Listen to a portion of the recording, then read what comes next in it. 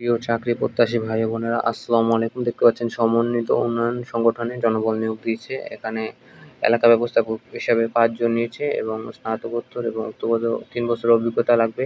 বেতন ৪৫ থেকে ৫০,০০০। শাখা ব্যবস্থাপক লাগবে ১০ জন।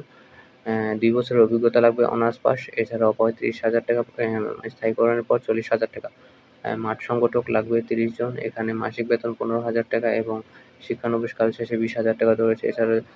এছাড়া মোবাইল বিল ফ্রি, আবাসন, জ্বালানি বিল ৩টো সুবিধা, গ্র্যাজুইটি, বার্ষিক ইনক্রিমেন্ট, পদোন্নতি ইত্যাদি সুযোগ সুবিধা ও ব্যবস্থা রয়েছে।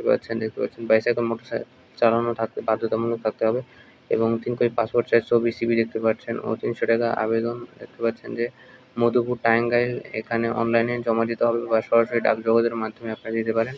ঠিকানা দেওয়া রয়েছে। ২০শে জুলাই এই আবেদনের শেষ তারিখ। তো এটাই ছিল ভিডিও। যদি কোনো প্রশ্ন থাকে অবশ্যই কমেন্টে জানাবেন আর এমন ভিডিও পেতে ফলো করুন। ধন্যবাদ।